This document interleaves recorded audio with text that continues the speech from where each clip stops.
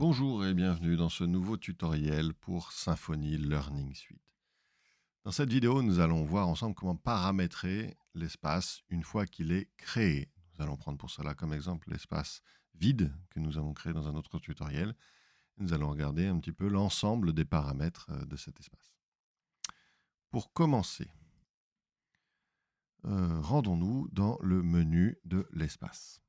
Je peux ouvrir le menu grâce à ce bouton. Dans mon cas, comme je vais naviguer souvent entre les outils de l'espace, je peux épingler le menu afin qu'il s'affiche toujours sur la gauche de mon écran et que je n'ai pas besoin de le rouvrir régulièrement. Dans ce menu, ce qui m'intéresse d'abord, c'est les paramètres de l'espace. Je clique donc sur le bouton Paramètres pour accéder à l'ensemble des paramètres de l'espace. Je retrouve donc le nom de l'espace ainsi que son code, la description courte et je peux saisir une description détaillée à cet endroit si je le souhaite. La description détaillée sera affichée sur les vues à propos, c'est-à-dire dans le cas des espaces d'activité, la page qui s'ouvre quand une personne n'a pas accès à cet espace ou qu'il n'est pas encore ouvert. Je peux également ajouter un email de contact qui s'affichera sur la page avant que l'utilisateur accède au contenu. Dans le menu Apparence, je peux ajouter une miniature à cet espace. Cette miniature remplacera l'image qui se trouve ici en haut à gauche et s'affichera également dans les listes et sur les cartes. Si je vais chercher une miniature, ma miniature charge et s'affiche pour remplacer l'écran. À chaque fois que vous faites une modification dans les paramètres, pensez bien à enregistrer avec le bouton en bas. L'option cachée, quand elle est cochée, fait disparaître l'espace des listes. Je dois alors activer le filtre caché oui pour refaire apparaître l'espace. Il peut être utile lorsqu'on souhaite donner accès à un espace mais ne pas l'autoriser comme retour dans la recherche.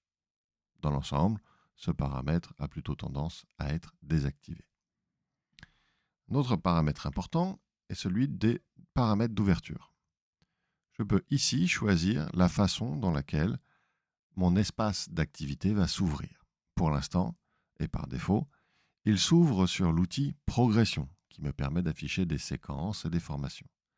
Mais je peux choisir de l'ouvrir sur un autre outil, par exemple l'accueil ou les ressources.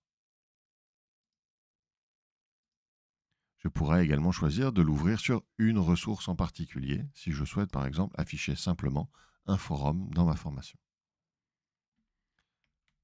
L'onglet Permissions regroupe toutes les options de droit d'accès à mon espace d'activité. Je peux ici rendre mon espace public, c'est-à-dire le rendre accessible à tous les utilisateurs inscrits sur la plateforme ou même à des utilisateurs qui n'ont pas de compte si j'effectue d'autres paramétrages. Je peux affecter mon espace à d'autres organisations auxquelles j'appartiens et je peux restreindre son accès par date, c'est-à-dire l'ouvrir à une certaine date et le fermer à une autre date, ou le restreindre avec un code d'accès que je dois communiquer à mes utilisateurs. L'onglet Outils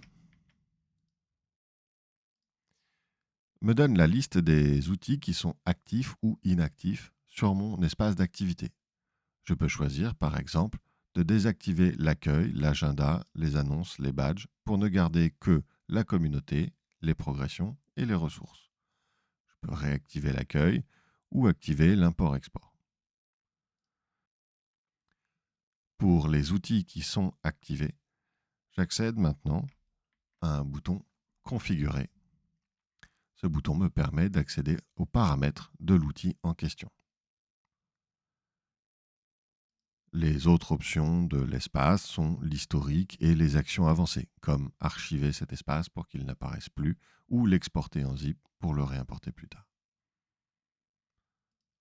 Dans chaque outil, je pourrais accéder à l'ensemble des options que j'ai également ici. Si je clique sur Configurer, par exemple, j'accède aux options de la communauté. Je peux régler leur apparence, les droits d'accès et la vue d'ensemble.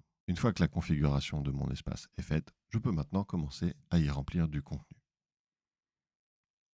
Voilà, c'est terminé pour ce tutoriel. À bientôt.